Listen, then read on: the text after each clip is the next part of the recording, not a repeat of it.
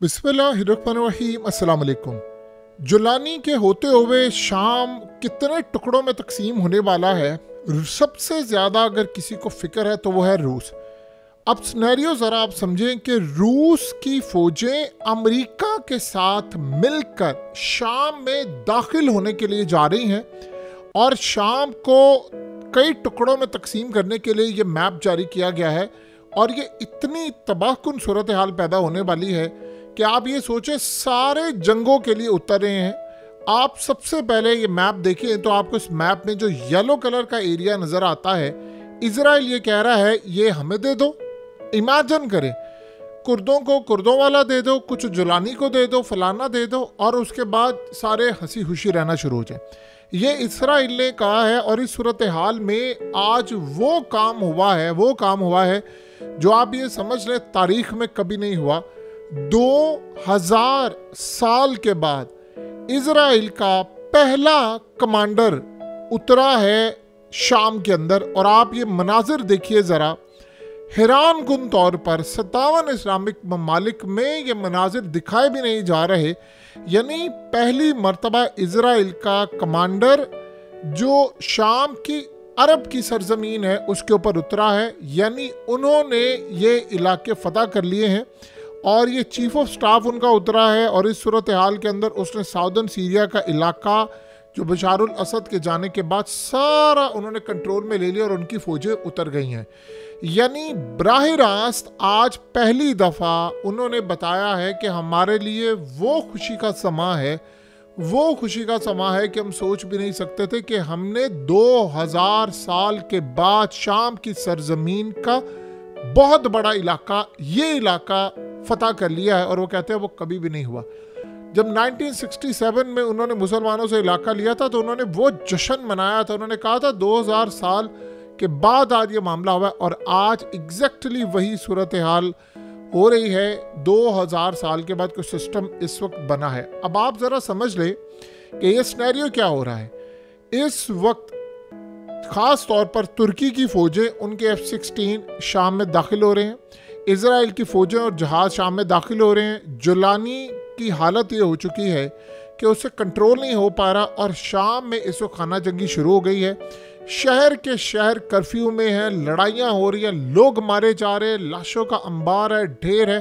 आप नाम लेते जाए आपको पता चलेगा कि शाम की सूरत हाल इतनी ख़तरनाक हो गई है कि जो पहले मामला था उससे कम से कम 1000 गुना ज़्यादा इस वक्त खतरनाक है। और इस वक्त सिनेरियो ये बना है कि रूस और अमेरिका की फ़ौजें मिलकर शाम में दाखिल होने के लिए जा रहे हैं। आपको कहा था एक टाइम ऐसा आएगा कि रूस और अमेरिका बिल्कुल एक जान हो जाएंगे और ये यूक्रेन वाले मामले पर भी होंगे, शाम और हर जगह।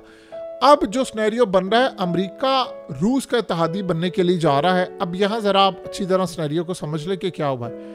इन्होंने अक़वाम मुत्तहिदा को कहा है कि हंगामी मीटिंग तलब करें और उसके बाद अप्रूवल लेंगे। शाम के अंदर रूस और अमेरिका की फ़ौजें इकट्ठी दाखिल होंगी और वो शाम को बचाने के लिए जाएंगी। शाम में होने जा रही है बहुत बड़ी जंग। उधर से इसराइल की फ़ौज दाखिल हो रही है, हो चुकी है ऑलरेडी।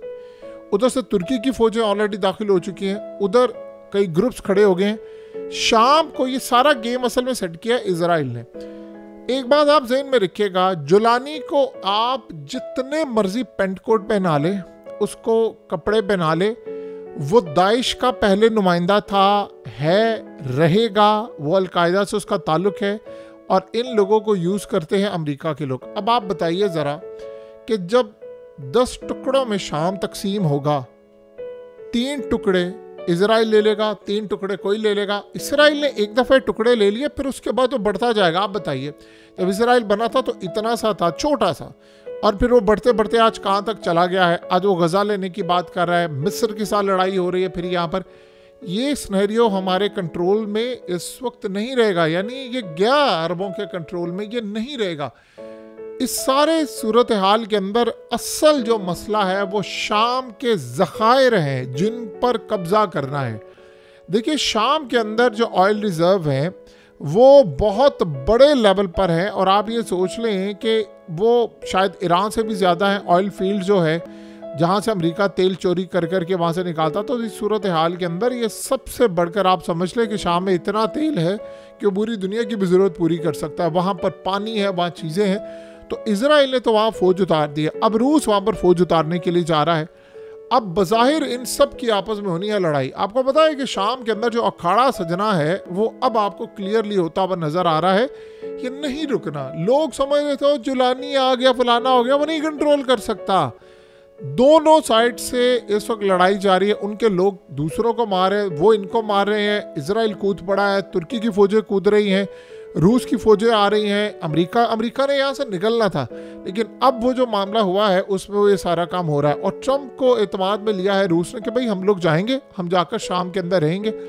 इसराइल को इस बात का गुस्सा है। आप इमेजिन करें ज़रा, ये जो शख्स आपकी स्क्रीन पर आ रहा है ये स्पेशल इन्वॉय है, और आप अंदाज़ा करें कि ट्रंप ने इसको डायरेक्टली डील करवाई है हमास के साथ। इसने हमास के लोगों के साथ मीटिंग की। आपको पता है इसने क्या कहा है? इसने कहा है कि हम तो ये समझते थे कि हमास के लोग बहुत ऐसे हैं, बुरे हैं। उसने कहा वो बड़े अच्छे लोग हैं, वो इसी तरह के हैं जैसे हम लोग हैं।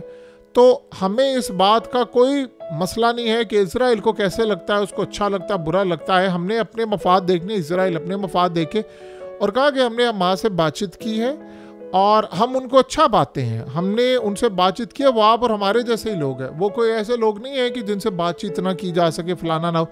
और हमने बड़ा क्लियरली बता देना चाहते हैं, हमको इजराइल के एजेंट नहीं है कि जी यहाँ पर बैठकर हम ये सारा काम करते रहें कि इसराइल को जो पसंद होगा हम वो करेंगे। ये काम नहीं होना। अब आप अंदाज़ा करें कि अगर ये शख्स एडम बॉयलर उठकर ये बात कह रहा है, जो कि ट्रंप का स्पेशल इन्वॉय है, तो जाहिर सी बात है उसने ट्रंप को भी बताया कि भाई हमास के लोगों से तो डील करना कोई मुश्किल नहीं है, जैसे तालिबान से डील करना कोई मुश्किल नहीं था। अमेरिका ने उसे किया तो इससे भी कर लिया। तो इस सूरत हाल के अंदर रूस ने कन्विंस कर लिया है कि शाम के अंदर खाना जंगी हो रही है, हमें यहाँ पर जाना चाहिए, हमें यहाँ पर बचाव करना चाहिए। अब यहाँ रूस की देखिए, रूस के अड्डे हैं लेकिन वो उस लेवल के नहीं है। जुलानी ज़्यादा देर इक़्तिदार में नहीं रहेगा। देखिए अलेक्जेंडर डुगिन ने बड़ा क्लियरली कल ज़बरदस्त कहा है। उसने कहा है कि तुर्की ने वो गेम खेली है इजराइल के कहने पर कि अब यहाँ पर जो तबाही है वो तुर्की के दरवाजे तक इजराइल ने लेकर जानी है। उसने कहा कि शाम तो गया इनके हाथ से, तुर्की को यहाँ से निकाला जाएगा। तुर्की को सिर्फ इस्तेमाल किया है, जुलानी वुलानी ये सब जाएंगे और उसके बाद यहाँ खाना जंगी होगी, इजराइल ये इलाके लेकर आएगा। इसीलिए अब रूस यहाँ पर आ रहा है। और ये बात आप ज़हन में रखें कि रूस ने अमेरिका के साथ मिलकर इत्तेहाद जो किया है वो इसराइल से ज़्यादा अहम है। ये बात आप समझे। आपको कब याद है कि आखिरी दफ़ा कोई ट्रंप का इन्वॉय था या कोई भी दुनिया का इजराइल के खिलाफ इस तरह की स्टेटमेंट अमेरिका के अंदर कोई बड़े लेवल के बंदे ने दी हो? आपको कब याद है?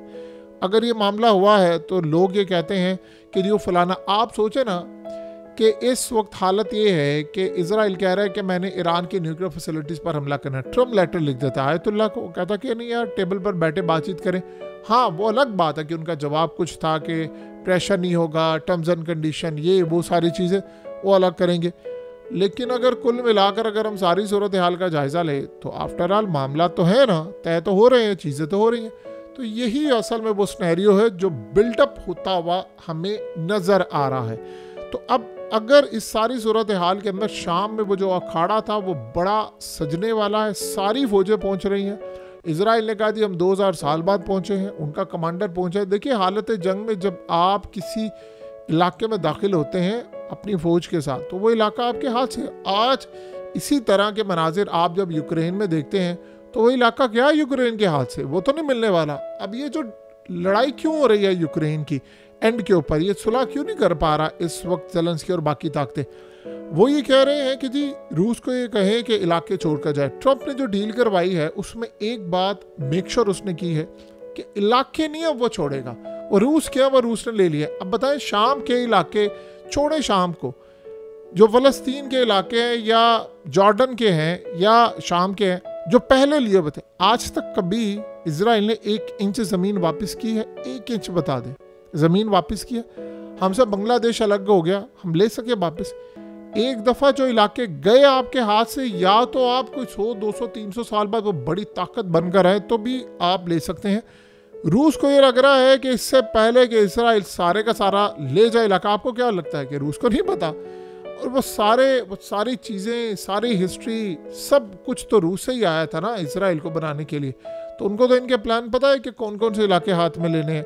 तो बशार अल असद को गिराने के लिए जो मामला तय हुए थे, अब ये लोग किधर हैं जो कह रहे थे वो तुर्की ने कमाल काम कर दिया, बचाए ना अब जाकर शाम को। ना तो इन्होंने गजा की मदद करने जाना था, ना इन्होंने शाम बचाना था। और एक बात तय हो गई है, बेवकूफ तरीन बंदा जिसने इजराइल के हाथों में अपने आप को खिलवा कर अपने आप को तबाह करवा ली, उसका नाम है अर्दोगान। कभी ये लोग इसको उम्मत का लीडर कहते थे, और आज उसकी बेवकूफ़ी की हालत ये है कि अपने ही मुल्क में वो इलेक्शन नहीं जीत पाता, और ये उसका लास्ट टेन्योर है। इसके बाद इसका वैसे ही लोगों ने वोट आउट करके इसको इलेक्शन हरवा देना है।